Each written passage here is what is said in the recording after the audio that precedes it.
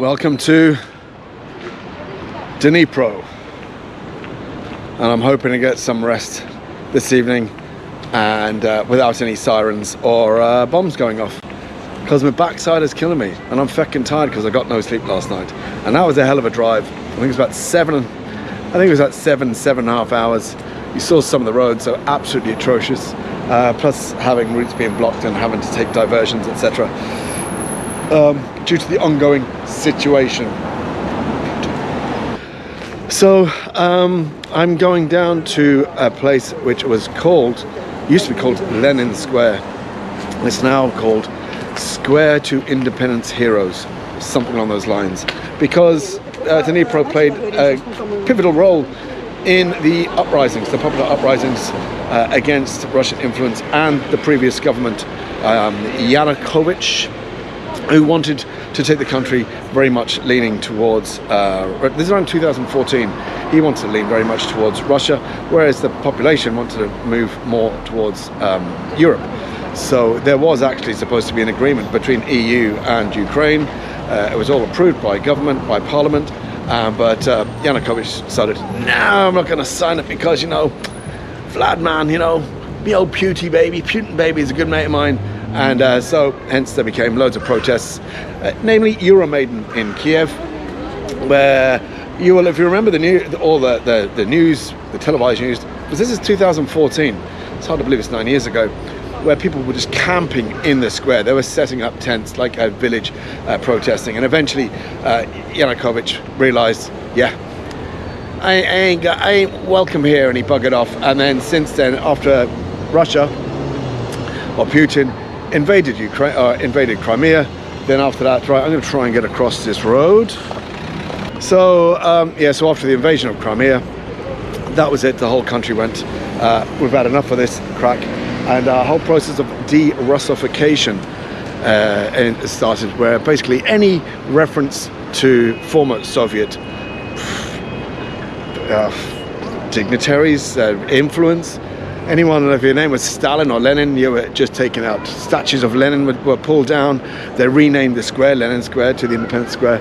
And basically, there became a big push to stop talking Russian and move more to their own language of Ukrainian. Now, what is happening down here? Is this your typical Thursday evening in Dnipro?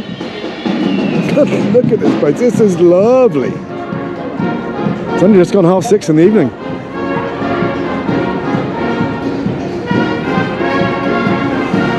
Beautiful weather, beautiful atmosphere. Puppy dogs running around, playing.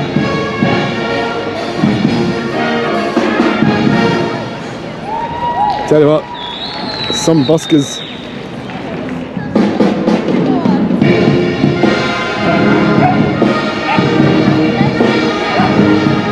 Dog's trying to have he's just having a shit, and a puppy's trying to jump on him. Yeah, just realised I'm filming a dog having a poo.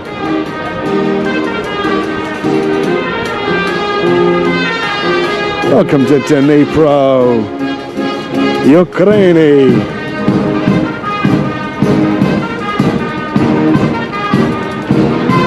Putin, you see this? Nobody wants you here, man. Nobody fucking wants you here. Fuck off.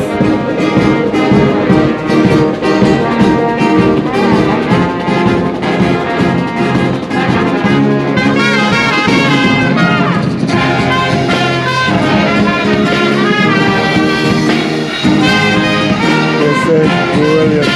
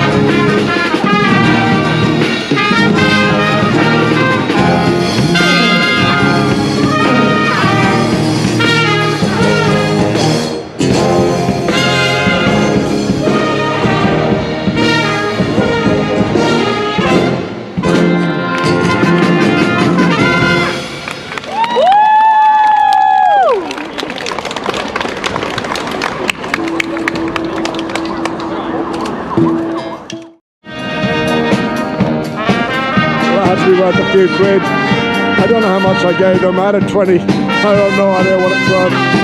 Hopefully it was enough. But, oh, hello. Hello.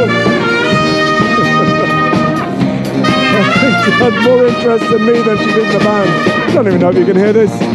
This is bloody marvellous. Slava Ukraine. Country's fantastic. Alright, I better go wander. I'm going to be here all day. I might come back later. I also need some food. Okay. I'll talk to myself.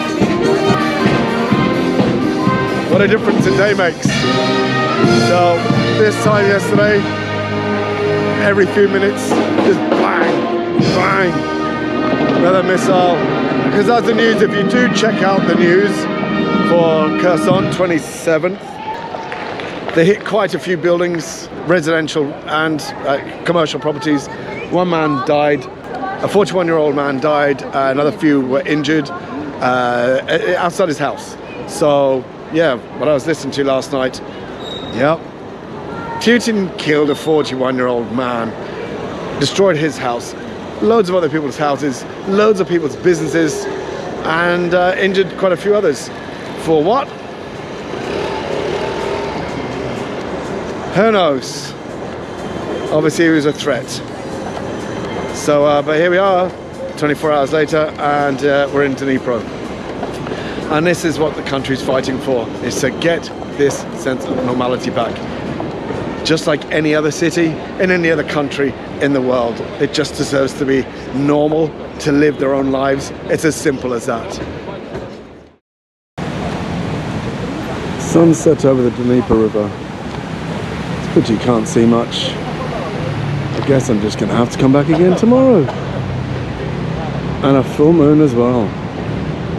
This is the embankment.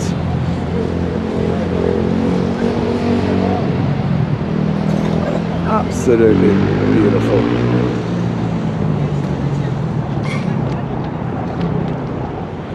That's what I've said before. If there wasn't a war going on here, and you were actually physically bombarded or blown out of your home, why? Why would you want to leave here?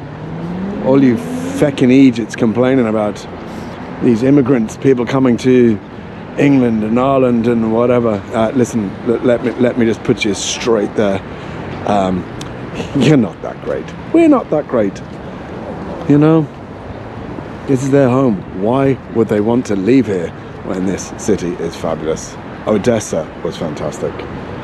And I'd imagine Kherson, before it was blown into shite by Putin, was pretty awesome too. This is lovely. Lovely, lovely, lovely. Well, I don't know about you, but that's the first time I've seen beanbags around tables outside in the city. You gotta tell me that is pretty cool. Maybe it is quite common.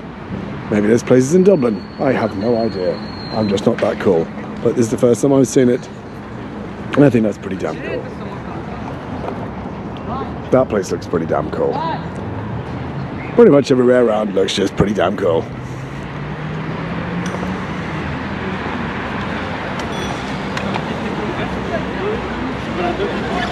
Except little shites on electric scooters. They are never cool, no matter what country or city you're in. Okay, Boomer. I am fed, I am watered, I am heading back to my room. Oh, I do like Dnipro. This was a bit of a surprise. I wasn't expecting this. I mean, look at this.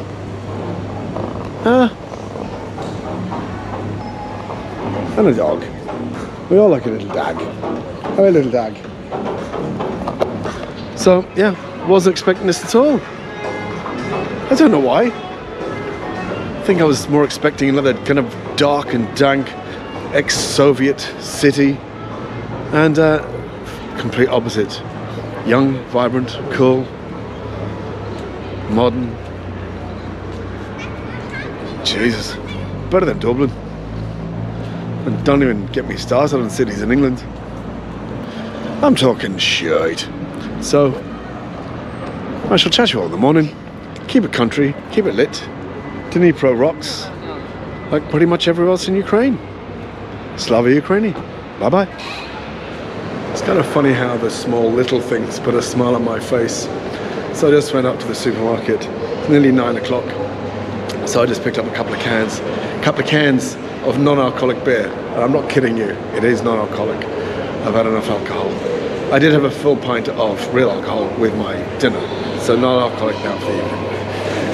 Am I protesting too much? Anyway, just the little things that amuse me. And it kind of happened earlier in the restaurant in Kherson, where I had my dinner last night and breakfast this morning, where they're really trying to speak English with me. And they should need to. I mean, I'm in their country. You know, I have Google Translate on the phone. But I don't think they have many opportunities to practice their English. And I don't even, I kind of just grunt and groan, and because I kind of know what they're asking, like, do you want a bag or anything like that? And so, you know, I try not to give the impression that I'm a fucking dumbass foreigner, but obviously it's a bit obvious.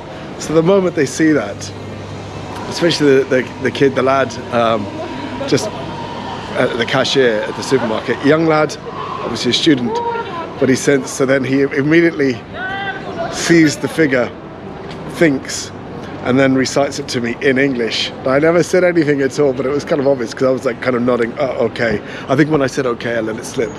But after that, then he's like try and calculate, and then he's just saying different words, and but thinking, just thinking of his English to try and say it correctly. And at the end, it was like, thank you very much, best wishes. You know, it's just really nice because like he's smiling. It was something he wanted to do. He enjoyed doing it. And it was the same earlier in the restaurant in Kherson. You know, it was something that they really tried and they wanted to do. It wasn't just a case of, you know, trying to communicate with me. It was like an opportunity for them to practice their English. And it was kind of sweet. Anyway, that's an irrelevance. But I'm just smitten with Ukraine and Dnipro. Dnipro was a lovely, lovely little surprise. So, Slava Ukraini. I mean, look at this. Look at this footpath. Lights in the footpath. This is gorgeous. Huh? That is, you know, love it. Love it, love it, love it, love it, love it. All right, that's me for the evening now. Tomorrow morning I'll be off to Kharkiv. Well, no, I'll do a little bit wander around again because I want to go down by the river to the embankment again and see it in the daylight because it looked really, really cool down there. It looked lovely down there. Geez, I was near tempted to go for a run, but my legs are still bollocks from the marathon on Sunday. And let's be honest, I couldn't be arsed. So anyway, we'll see you in the morning. Hopefully no air raid sirens tonight. Shouldn't laugh. There's not really a laughing matter. Hopefully you understand the context of my laughter. Bye-bye.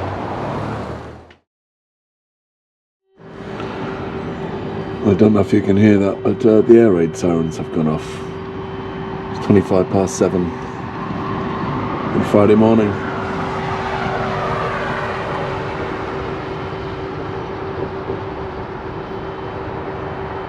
They're in the distance, so maybe it's not an issue for here.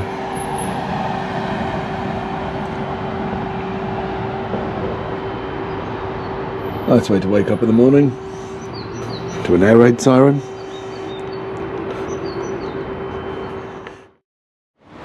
Good morning from the beautiful city of Dnipro.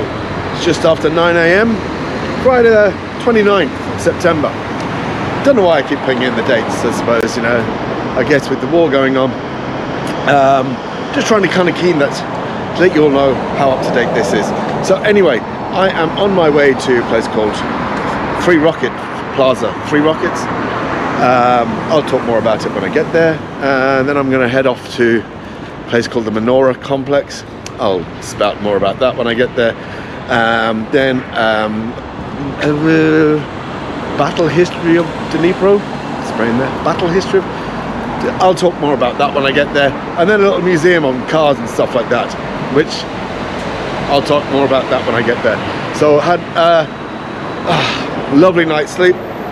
No air raid sirens, although there was one this morning just after 8, but it was in the distance. So, but no one seemed to be that bothered about it, so hey, whatever. So it was lovely to get a nice night's sleep. Also lovely to get a shower with toiletries, with actual shower gel and shampoo and stuff. So yeah, talking nonsense again, seem to do that. It's quite loud here anyway, so yeah, chatting a little bit.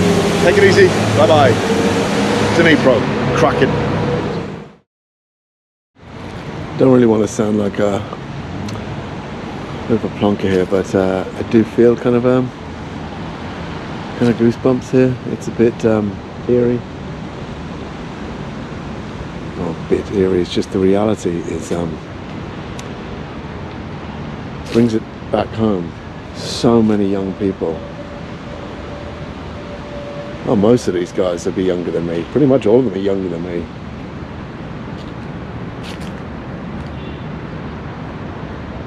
Fighting for the freedom of their country. Simply just to remain free.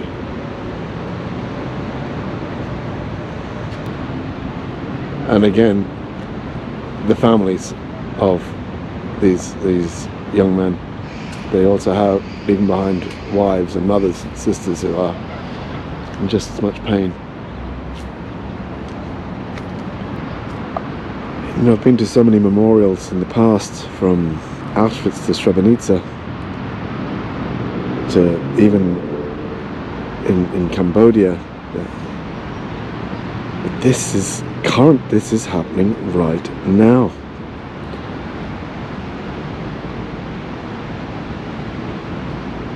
No more than less than 100 kilometers away from here, and I was actually looking at it yesterday.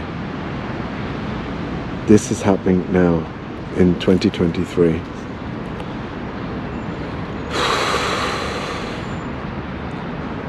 Slava Ukraini.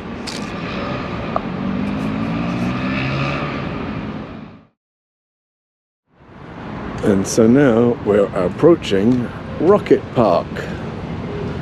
Basically 3 rockets, which very aptly is right beside another safe place, bomb artillery shelter. So yeah, this is the normality. This is real life. Every day people are going about their business, but there's a shelter just in case. So Ukraine was one of the most important scientific, industrial and military hubs in the entire Soviet Union. And as you can see, they made a few missiles here as well. What we have here is the AK-11, the AK-99 and the big mother, the Cyclone 3.